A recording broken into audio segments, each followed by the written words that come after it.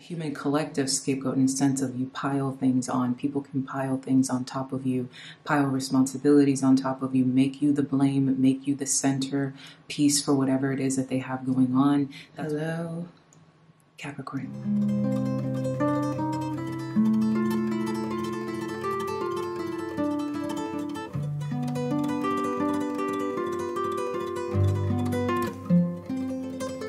My name is Kristen and welcome to SeaGoat Secrets.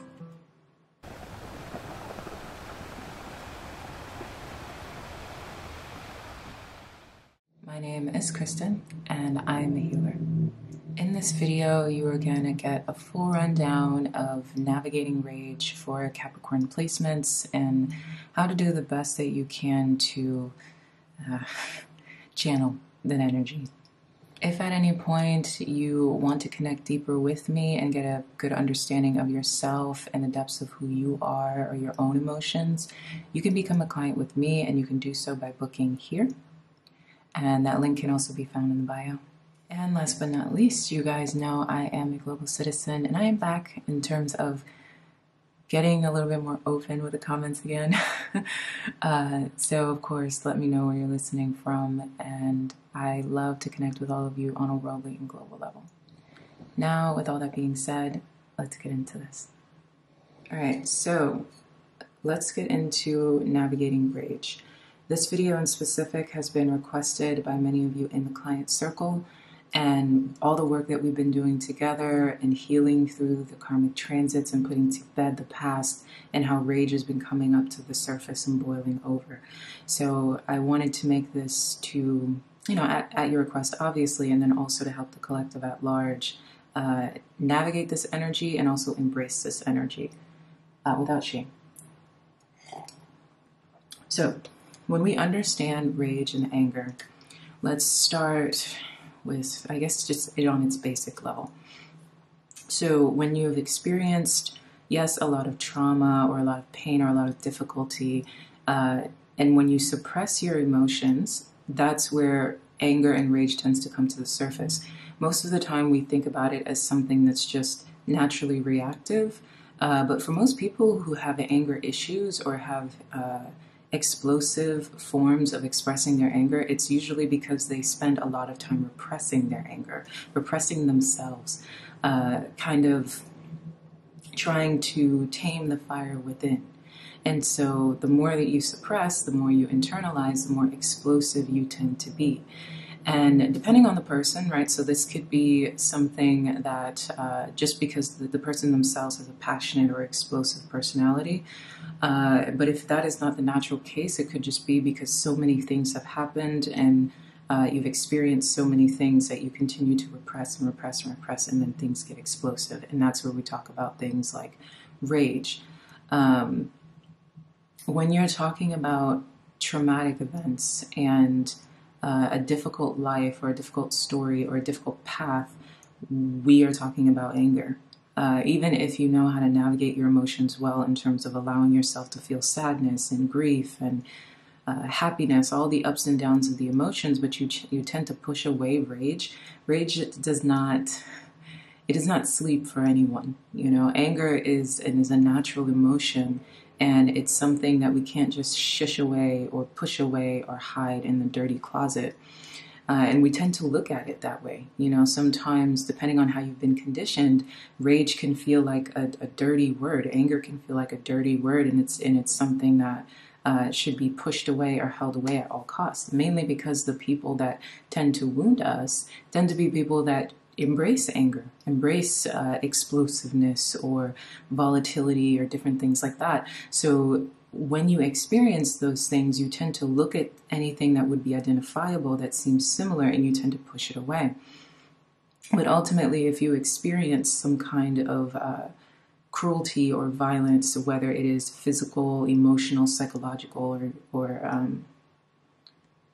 spiritual, it's getting inside of you. So it's passed itself inside of you, and you need to let it out.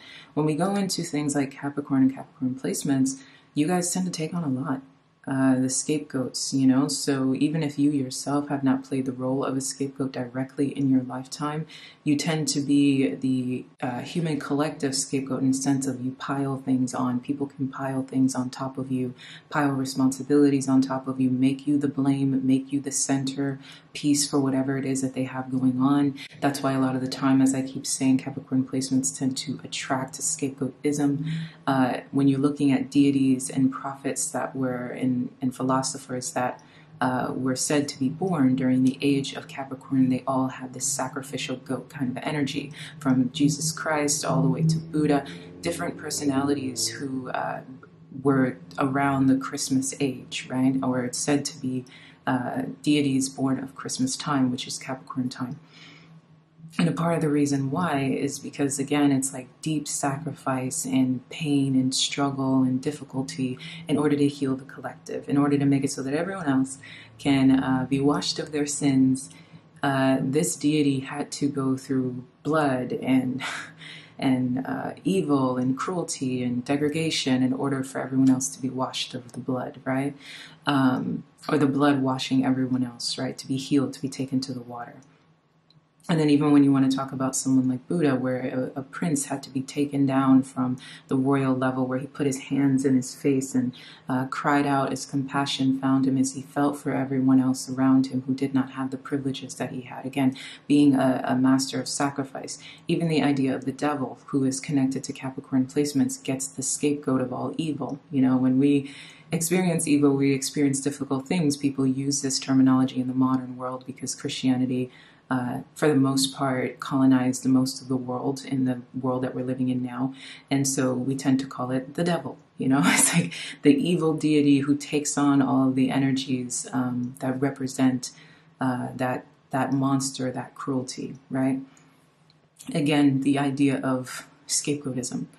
So when you take on all of this and you get chosen for this role of being the bearer of someone else's weight, the bearer of light, who's the bearer of all things dark and other people's sins and other people's actions, people tend to target you for negative things. You know, they could have bullied you, they could have hurt you, they could have wounded you in various ways. When we talk about things that have been going on in our collective, in my client circle, a lot of pain, a lot of narcissistic abuse, a lot of different types of abuse, physical, sexual, discarding, abandonment, things that awaken deep pain inside of the individual.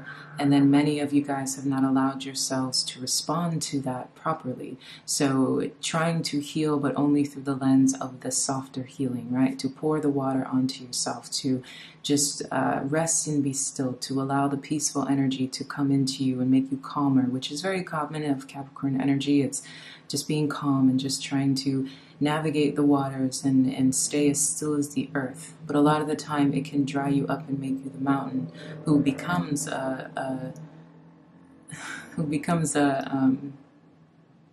kind of this pillar of strength that can take punches.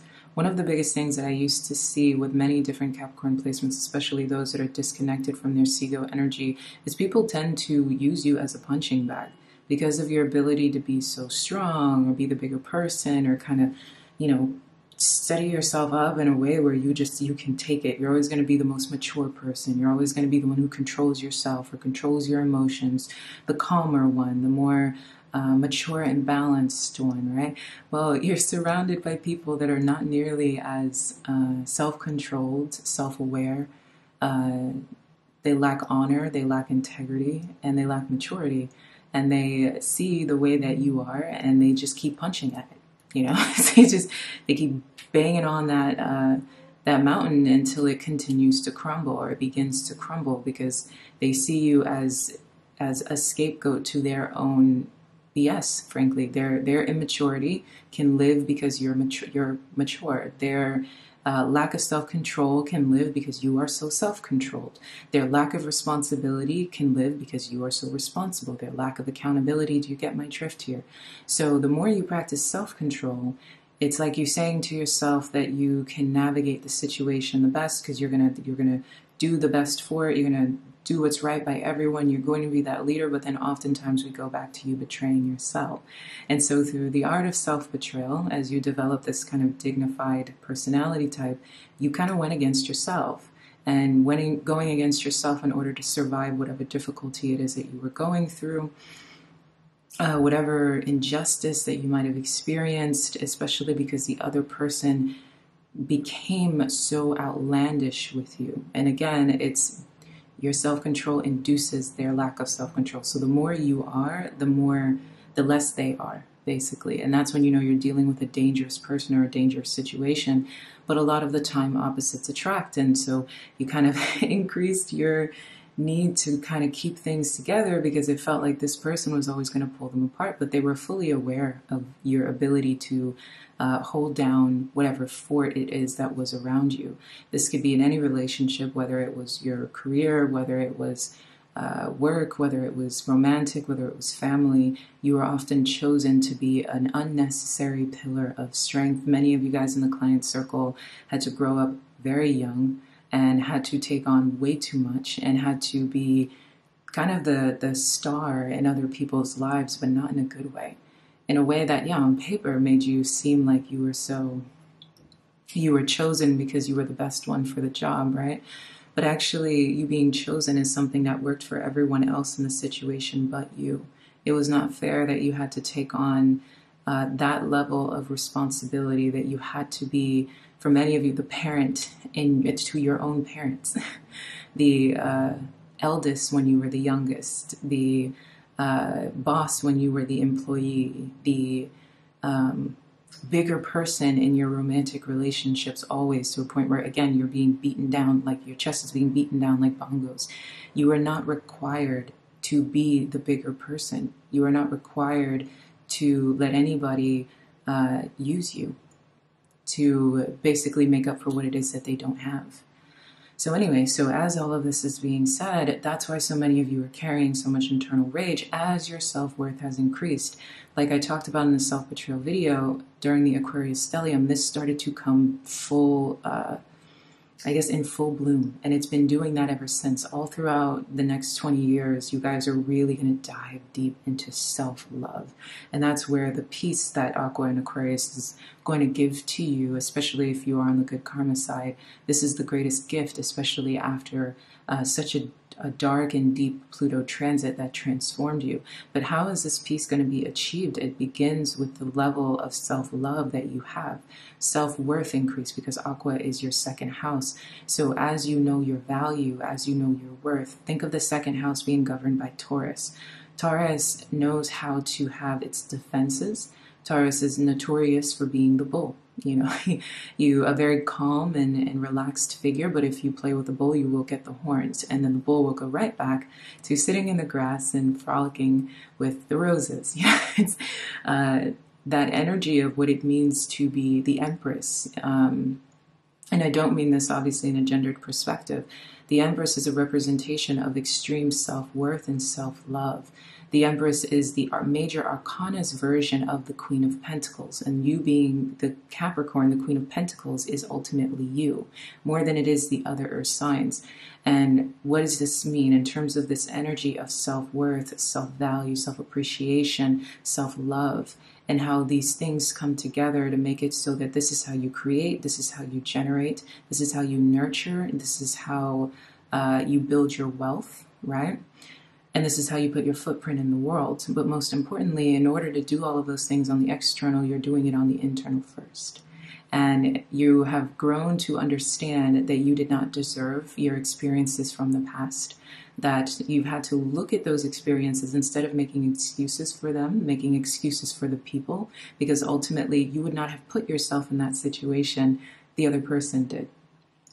You're learning how to value your own story because you're valuing yourself. And this is where the rage is coming in. This is where the anger is coming in. Also, you're just dealing with post-traumatic stress as well because of the things that you have gone through. So the combination is anger. And anger, in this case, is very righteous. So in terms of navigating Capricorn rage, Capricorn can be full of blind rage. And when Capricorn's anger gets to the highest point, yeah, you know, the devil. right? It's like your eyes can get red and things get very scary when you're very angry, especially for you more gentle Capricorn types. You know, it can feel like an extreme 360 for anybody who's around you, because they're used to you kind of, you know, having this unicorn-like energy, and then all of a sudden you're ready to, you know, people think of the goat, but what does it mean to have horns? To literally impale someone, you know, to finish them in such an extreme way. And most of the time, your rage is valid. It's righteous, because you are so calm and you allow yourself to go through so much until someone pushes you over the edge. And normally that's the thing that would take place in the past, but now it's more the things that you are realizing on your own. So your self-worth has made it so that you've built a proper structure for yourself, where you're no longer allowing relationships that harm you. But for many of you who are in your creating your new life, yes, the literal things are no longer there, but now you're dealing with the aftermath of when they used to be there, the aftermath of the memories, the experiences, and how it's creating a lot of emotional rupture within you. You're kind of at the end of this because we're nearing the end of Pisces season, but this is obviously a general video for Capricorn in general. But in terms of the moment and in terms of knowing how to calm them down, number one, don't focus on trying to calm them down. You don't need to control yourself. You don't need to control anything about yourself. It's important to understand that your primary responsibility is you. So if your primary responsibility is you, it's not about anybody, how you need to act or show up for anyone else. Your emotions deserve to be felt with full intensity, especially because you have such deep, passionate emotions, and how it is that you feel is fully valid. So navigating Capricorn rage could be very dangerous, because it is something that it becomes pressurized. You know, you take on so much, and then when it explodes, nothing can stop it. You know, the archetypal anger of I guess the zodiac lineup is probably Aries, but Aries has nothing in comparison to when a Capricorn gets angry.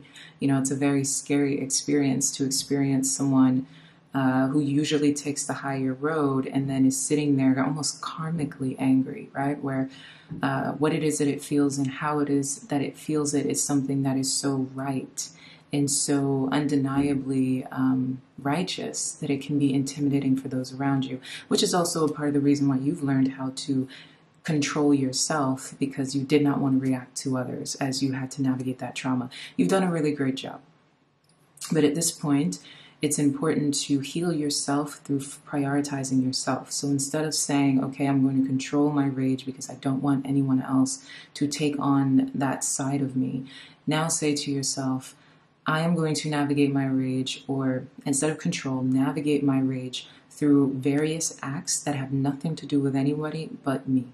I don't need to think about how I need to control myself or anyone. I'm just simply navigating myself for myself.